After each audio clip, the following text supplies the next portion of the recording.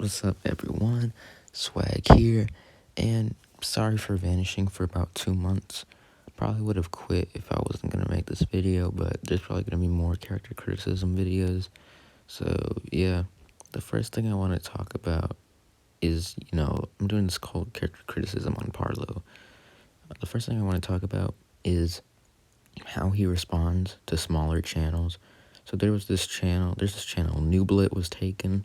He made a video calling Parlo the most problematic YouTuber, basically just going over his past back then, and, it's kind of like the stuff that I said in my first video, but this video didn't even have that much views. It had like about 1,000 views, and he only had like 300 subscribers at the time, and it had more likes than dislikes.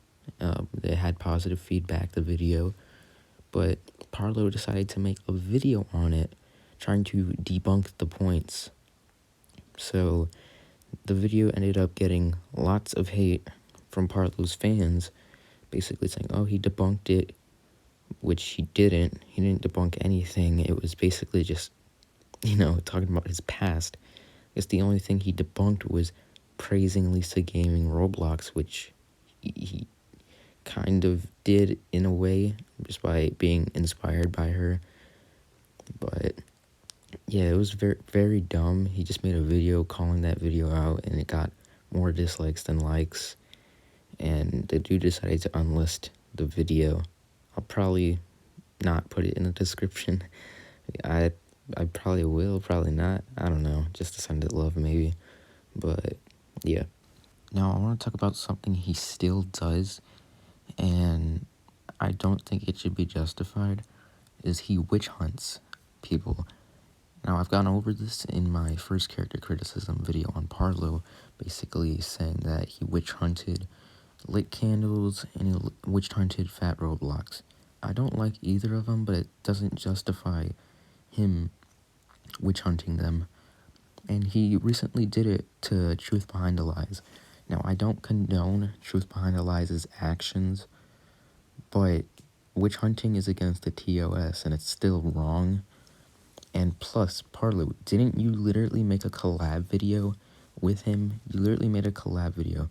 Now, I'll give you the benefit of the doubt, saying you probably didn't know, or this was all before his whole rants about the vaccine, but still, like, you made a video with him, and now you're witch hunting him, which is, again, I don't blame you for making that video, because Truth Behind the Lies is a freaking idiot who should be terminated, but just witch hunting is against the TOS, and you're literally risking your channel because of that. Another thing he does is he leeches onto the past. He leeches onto the Bun Bun Girls, which was a thing from a while ago, and he still makes jokes there and there. Like, I forgot the Bun Bun Girls existed until he brought it up in a tweet during the Roblox outage. Like, that joke, I know humor's subjective, but that joke is, like, so old. I mean, Kieran changed, I'm pretty sure, and Kieran was the person who created the Bun Bun Girls. So, you even said in your April Fool's video, the collab video with Truth Behind the Lies, that Bun Bun Girls are fake hackers. I know that's the joke of the tweet, but, like, why give them attention if they just died down? Like, their leader is basically gone off YouTube. So, I don't really see a point of making that tweet. I know it's, like, humor subjective, but that joke was just so old. The last thing I'm probably going to be talking about is, I know this has all been resolved already, but him making false pedophile allegations against JoJo Craft HP. So if you don't know, JoJo was being accused by his ex-girlfriend and another girl of sending them porn when they were about 12 and 13, and JoJo was 17. Now, this was reported by the RTC, basically pushing the narrative. Instead of saying that these were allegations, they pushed the narrative that he was a pedophile. And he wasn't. It turned out that she was lying, and that she was the exact same age along with the other girl. They had their ages in the bio, trying to make these false allegations, and that JoJo was actually innocent the whole time. So Parlo immediately thought that JoJo was a pedophile. I'll give you guys like a video in the description. My brother made a video about this situation, this topic, basically the whole drama. So you guys can just take a look at that video as it has multiple screenshots. But yeah, Parlo decided to just assume JoJo was a pedophile without any proof whatsoever. And he's doing it to Fave. Now, again, I know this is a controversial topic, but Fave has not been proven to be a pedophile because the document says that these girls told Fave that they were underage when there's no screenshots. Like, there's screenshots of only one girl, Zany, saying that she was 16 and he was 15. Now, Fave has lied about the Snapchat being fake. It was his Snapchat because the screenshot has his Discord partnership on there. So it is his Snapchat. So he lied about that. Does that make it suspicious? Yeah, makes it definitely suspicious. Does it mean he's guilty? Maybe. But they don't show screenshots where the girls say that they were underage and that they admitted that they were underage, saying that, because there's this one girl who claimed that she said she was 15 to Fave when he was 19, and they show screenshots of them flirting, but not the proof that she said she was 15. So she could have easily said that she was 18 and just not show that screenshot. So again, allegations like these should just be handled differently and just neutral and just gather evidence and just make your own conclusion. Hello, and thank you, Swag, for having me on today's video. Now, I've had many experiences with Parlo, with all of them being negative.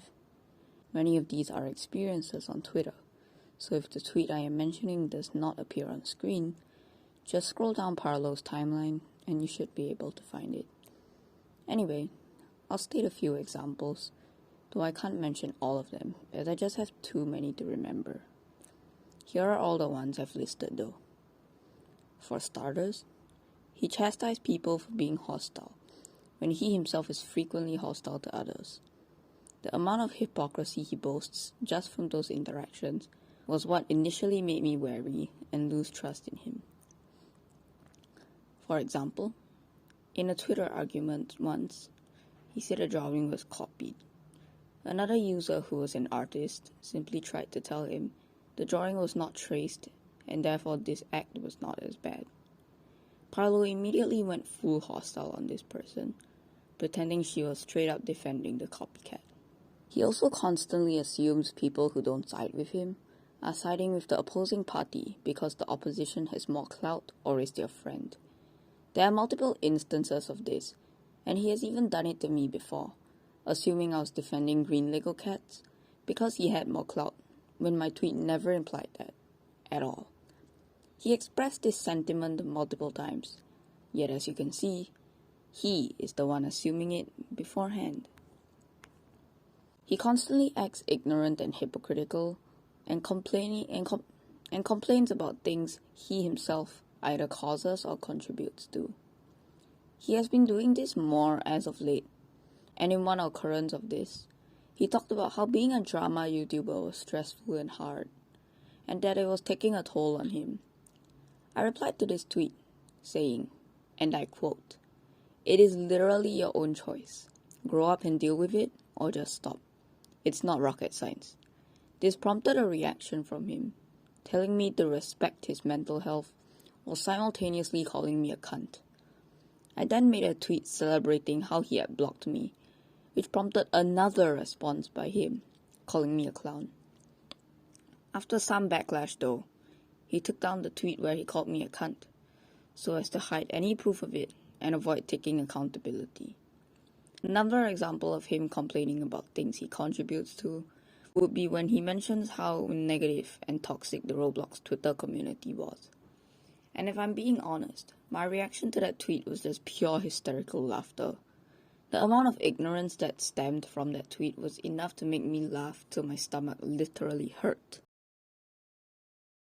After the quote-unquote great Roblox outage, Parlo made a few tweets mentioning how Roblox was being biased and that he was mad at Roblox, even calling them unprofessional, all because they didn't roll out Roblox back to his region. Let me repeat. He made a tweet literally calling a company who had a server outage for 3 days unprofessional and biased just because they decided to roll access to your games region by region rather than all at once. Parlo, do you understand what bias even is? Bias is when the company rolls out access to countries that they like just because they like that country. And that is exactly what Roblox did not do. There was no implication that they chose to give certain regions access due to favoritism. As for unprofessionalism, let me ask you this, Parlo.